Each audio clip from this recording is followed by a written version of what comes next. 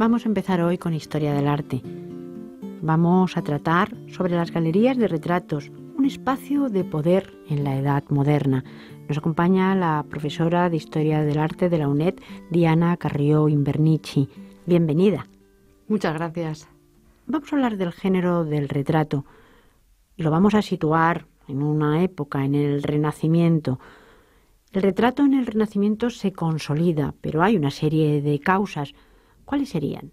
Bien, pues la mayoría de historiadores del arte habían considerado que una de las principales razones de la consolidación del género en el siglo XVI era al auge del individualismo. Todos hemos oído hablar de que es una época en la que de repente el hombre toma más conciencia de sí mismo y eso, lógicamente, tenía que tener también una consecuencia en el terreno del arte. Pero hoy en día vemos el fenómeno como más complejo y ya entendemos esta consolidación del género del retrato como una recuperación de toda una tradición clásica, fundamentalmente. Porque, en efecto, León Battista Alberti, un humanista, nos habló de forma amplia del retrato, pero lo que estaba haciendo era recoger aquello que antes que él habían opinado, habían escrito Plinio el Viejo, entre otros clásicos, ¿no? Por lo tanto, ellos lo que pretendían era hacer presente con el retrato la figura de alguien que era ausente, que ya no estaba con nosotros. Pero se vuelve de una manera a lo que es clásico. Ya estamos comentando que ya Plinio el Viejo escribía sobre el retrato, de la misma manera que, por ejemplo, se hacía el retrato en Roma, ¿o hay diferencias? Es una pregunta compleja. Yo diría que, como en Roma, se entendía el retrato como el soporte del recuerdo, de la memoria del ser ausente. Y al mismo tiempo, como Roma, también se considera el retrato como algo ejemplar. Con el recuerdo de la persona retratada quieres establecer un modelo a seguir, un ejemplo para todos los ciudadanos, de alguna manera, ¿no?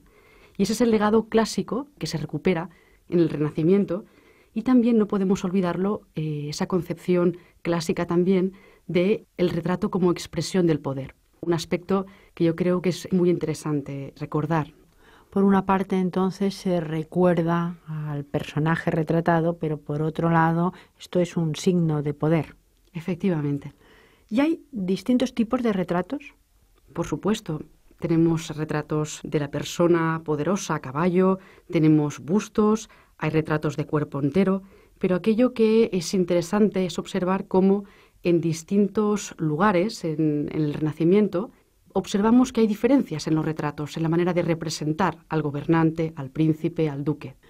Eso está claro. Por ejemplo, esta singularidad se vería en el modelo español, en el retrato en época de los Austrias, que supongo que sería muchísimo más austero.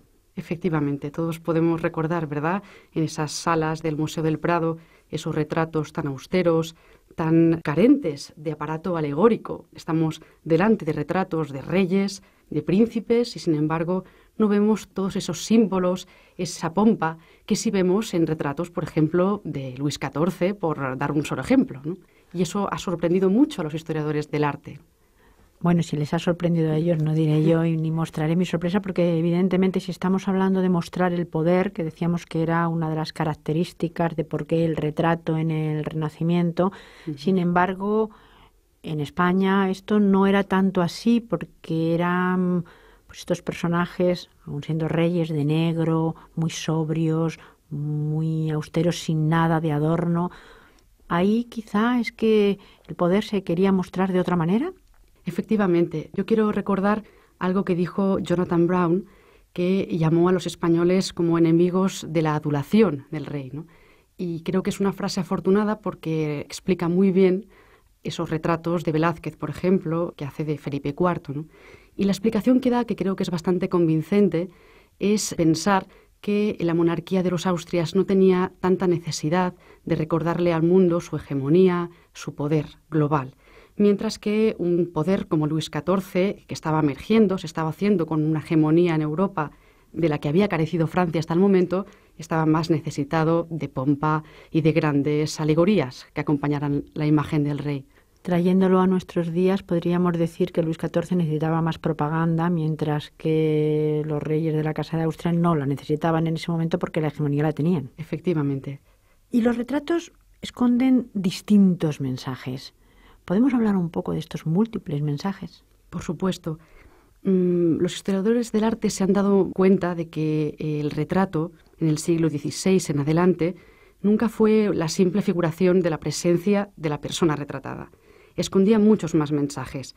Por ejemplo, eran depositarios de una simbología del poder, eran soportes para enaltecer una dignidad, para fortalecerla, pero también, si vamos a un terreno más concreto, más de ejemplos, podríamos decir que estos retratos a veces servían para las negociaciones matrimoniales entre distintos príncipes de distintas cortes para enviar una invitación, podemos llamarla así, a un posible matrimonio.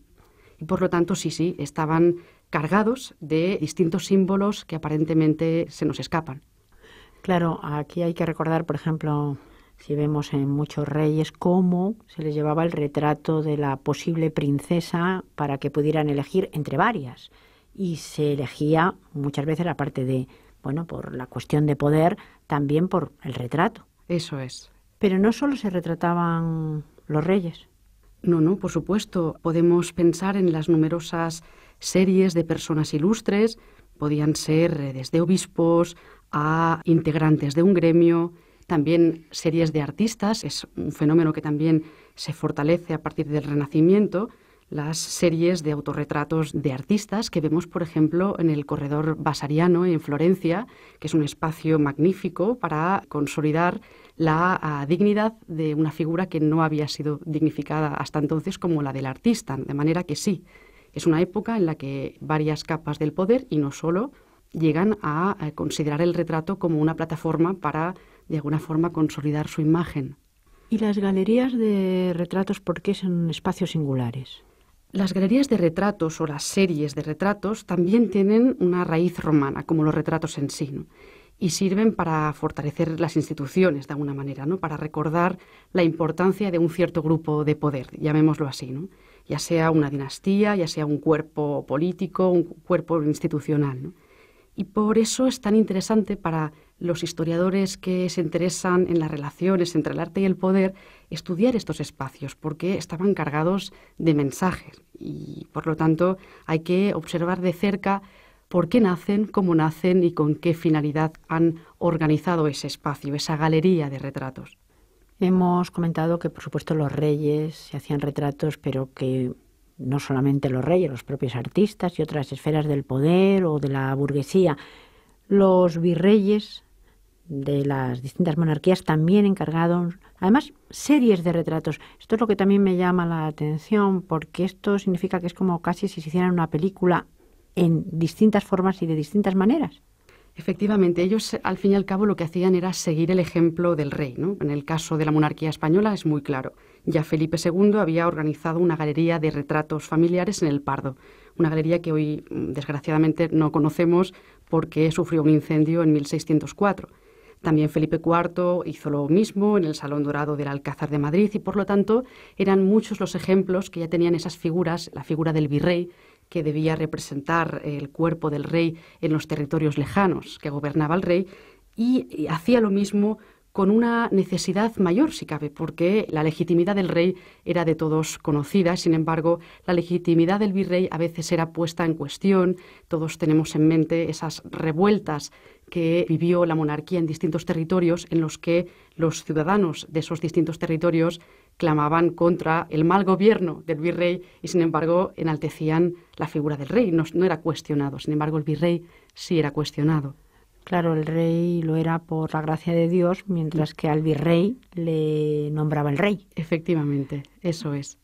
Y claro, de alguna manera, cuando el virrey emprendía la realización de una galería de retratos de su figura, aquellos que le habían precedido en el cargo, estaba de alguna forma fortaleciendo su propia institución virreinal y al mismo tiempo quería fortalecer la unión simbólica, podríamos llamarlo así, entre la dinastía a la que representaban y el territorio que gobernaban. Y eso es muy interesante también. ¿También a través del retrato se habla de la institución virreinal?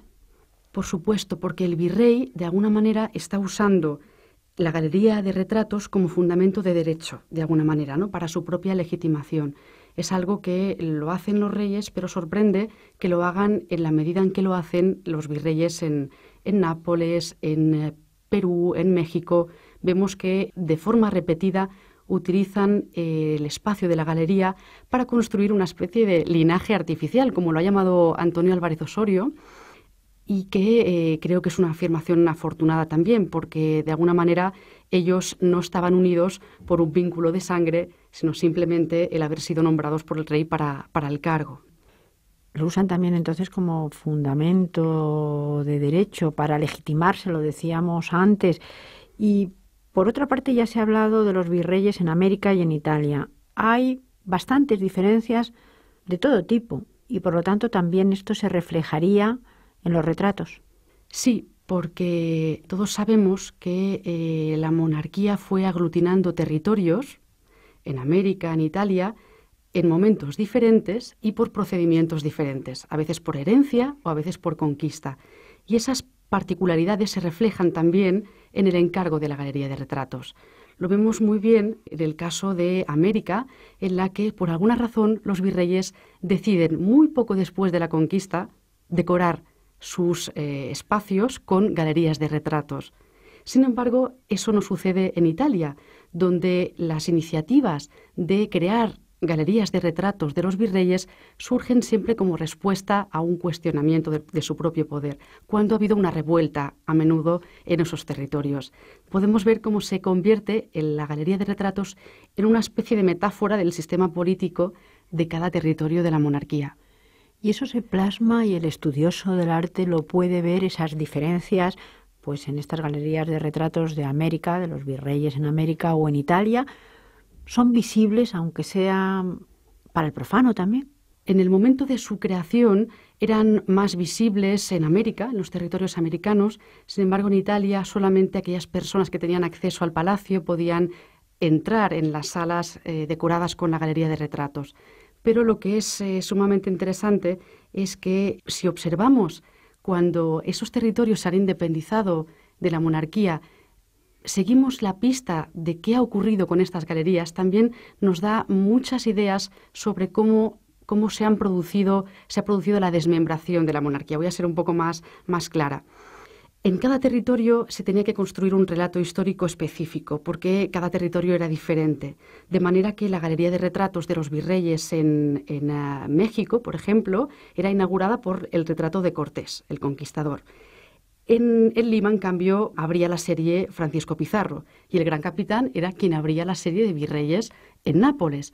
Era una manera de construir un relato histórico que legitimara al virrey en los territorios. Si vemos qué ha ocurrido con la independencia de esos territorios en América, curiosamente vemos cómo se ha respetado la integridad de esas galerías y todavía hoy los peruanos, los mexicanos, pueden ir a un museo y contemplar la totalidad de esos retratos. En Italia, sin embargo, muchos de ellos han desaparecido, sufrieron incendios, se han desmembrado. De manera que, como decías, es sumamente interesante observar estas galerías, no solo como espacios de poder en el momento en el que fueron creadas, sino también la historia que han vivido a lo largo del tiempo como una metáfora de la desmembración de la monarquía española. Además, estas galerías de retratos, por ejemplo, en América, como nos está comentando, serían muy educativas, lo son, porque se pueden ver todavía y se pueden ver como de principio al fin, con lo cual pues sirve para lo que muchas veces ha servido la pintura a lo largo de la historia, para enseñarnos cómo ocurrió, de qué manera y con la cronología justa. Efectivamente. Sin embargo, en Italia ha sido mucho más descuidado. Eso nos habla del proceso mental que han vivido los italianos, parte de los italianos, cuando en un momento dado de su historia se separaron del control de la monarquía española, ¿no? Y por hacer una similitud, un paralelismo entre galerías de retratos en distintos momentos, en realidad los retratos no han servido de alguna manera siempre como espacio de poder, no solamente en la Edad Moderna. Probablemente, es una pregunta compleja, pero probablemente aquella persona que ha sido retratada de alguna manera juega un papel de modelo a seguir para otras personas. Es difícil que no se conciba así por parte de un pintor, de modo que respondería afirmativamente a esa pregunta. tiene ese poder el retrato, ¿verdad? En cualquier caso, sí lo fue en la Edad Moderna y además con muchísimo peso. Efectivamente, de manera muy singular, puesto que, como hemos tenido ocasión de hablar en otros programas, el medio artístico, la pintura, podía ser un soporte del poder de una forma mucho más poderosa de lo que puede resultar hoy en día, donde el poderoso dispone de muchos más medios a su alcance para hacer llegar sus mensajes o su propia legitimidad, ¿verdad? Pues muchísimas gracias. Muchas gracias a vosotros.